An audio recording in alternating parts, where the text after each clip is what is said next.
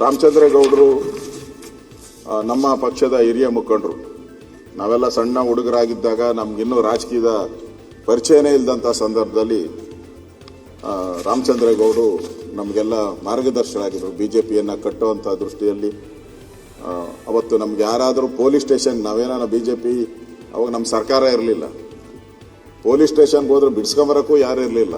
ಆ ಗತಿ ಇದ್ದವರು ಒಬ್ಬರೇ ರಾಮಚಂದ್ರೇಗೌಡರು. ಆ ರಾಮಚಂದ್ರೇಗೌಡರನ್ನೇ ನಾವು ಪ್ರತಿಯೊಂದು ಕಾರ್ಯಕ್ರಮ, ಏನೇ ಕಾರ್ಯಕ್ರಮ ಬೆಂಗಳೂರಲ್ಲಾಗಲಿ ರಾಮಚಂದ್ರೇಗೌಡರನ್ನ ಕರೆದು ಕಾರ್ಯಕ್ರಮ ಮಾಡಬೇಕಾಯಿತು. ಆ ರೀತಿ ಇಡೀ ಬೆಂಗಳೂರು ರಾಮಚಂದ್ರೇಗೌಡರು ಅವತ್ತು ನಾಯಕರಾಗಿ ನಮಗೆ ಮಾರ್ಗದರ್ಶನ ಮಾಡಿದರು. ಅವರು ಕೂಡ ನಮ್ಮ ಮಧ್ಯೆ ಇಲ್ಲ.